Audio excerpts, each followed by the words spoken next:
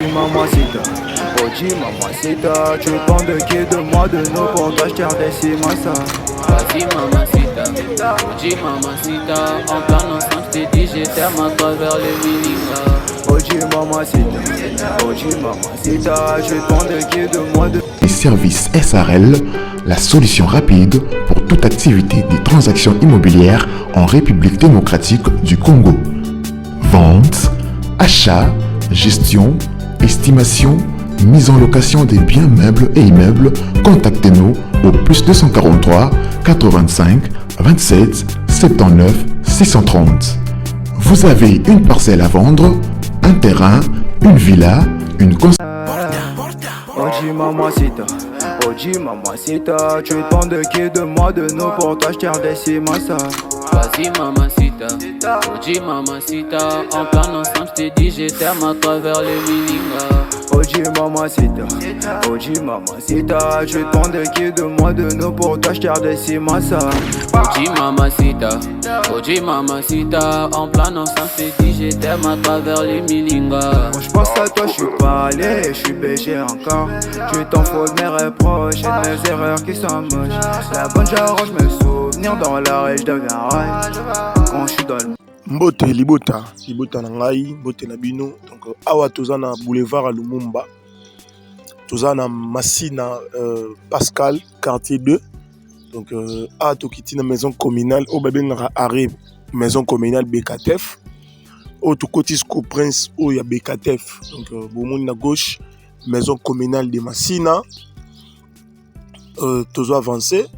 Bomoni liboso na biso na gauche société na biso boulangerie na biso ya IPAC. Donc moni maison communale de Massina. Donc au bébé ngango arrêt BKTF. Donc toza précisément na Massina Pascal. IPAC yango place bate ba c'est la biso mapa toliaka tout ça. Toyeko tala lupango moko eza tellement bien na ebike. Trop sepela nango makasi pour ezo répondre vraiment na ba critères. Donc eza ndaku et là lupango eza clôturé, eza na ndaku 3 chambres, salon, cuisine, toilette à libanda. Donc idée ezalaki to sala yango niveau moko mais to sukaki na rez-de-chaussée. Tout là déjà. Donc moto akozwa ngo azaka na besoin ya continuité, c'est-à-dire likolo ko continuer ka likolo mais avenue est très bien. Bo utai komona ba mbule uti ko beta mais déjà ressentir que quartier est très bien, mabele ils ont un problème té.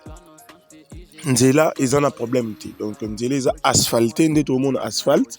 Toujours qu'il y a asphalte ti comme liboso ya avenue torokota avenue. Et puis boromona que avenue ils ont très bien, environnement ils ont très bien. Donc awa to komi déjà presque liboso avenue. Donc toujours avenue za nsima na biso yango toujours kota. Voilà. Donc a to kote déjà avenue. Bozomona avenue ndenge ezali, avenue za soin très propre. Mbule uti kobete pelé ba mbule beti le mot bomo na penzila a toi dali bo soit portail pardon. Donc to linga skoto kota na kati ya lupangu tota na kati polibande za katite. Voilà. Donc a to kota na kati ya lupangu yango yo lupangu aza 6 mètres et demi sur 21. Donc aza 6 mètres et demi sur 21. Ndeka bomona espace nyos o batika liboso awa eza pona parking. Donc bomoni escalier mopandi idée ya ndako o ezalaki ezala ya R+1. Donc ezana des appartements ya C o bomona eza 3 chambres. Na appartement ngeza likolo 3 chambres, escalier mopandi, parking il y a 4 ou 5 véhicules. Donc ndako o to mona eza 3 chambres, salon, cuisine, toilette, na toilette à libanda. Mais avant to kota na kata ndako to le kanal mopandi pour la sabino que plan ya ndako ezalaki tellement merveilleux. Donc batika ki espace qui a le mopandi awa eza entrée cuisine to le kanal to zonga donc tout l'action na ciment. Voilà. Donc awa eza bianderie. Donc idée za ki ne la lobby à R+1 mais l'homme propose Dieu dispose idée et ya qui ya côté kayango. Donc à toi na ciment, toilette il y a toilette yango yo eza toilette ya libanda yango yo. Donc awa boza na lupango espace eza liboso, espace eza na ciment, oza na courant, oza na mai. Donc makambo tu eza kitoko. Donc nde nalobaki lupango aza 6 mètres et demi sur 21.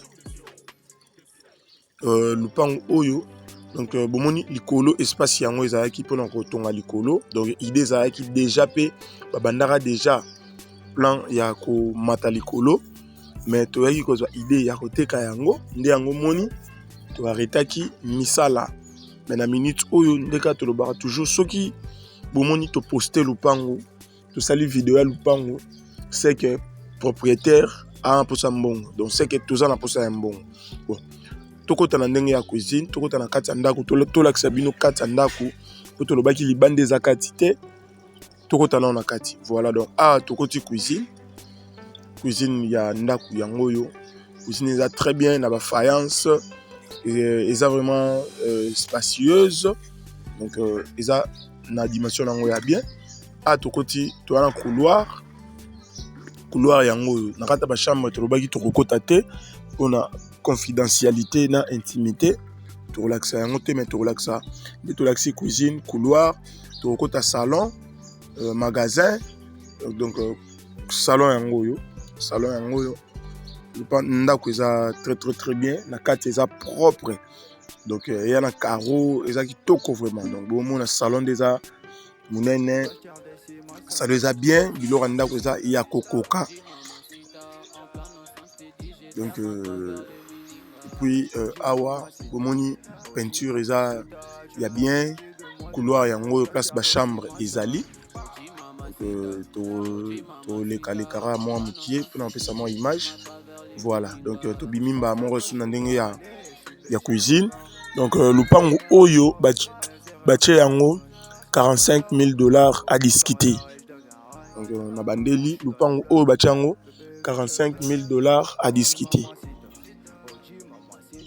Wana tobimi tolinga siko tozonga na parking poto mata likolo to lakisa espace nde batikaki mpona kotonga likolo, plan ndenge ezalelaki na service nyonso tokozwa déjà idée générale ya ndako ndenge esengelaki ezalela. Donc wana abomoni espace ya libanda yango yo mama na parking, donc espace eza ma ya munene okosala pe mwa bamakambu na ndenge ya bien.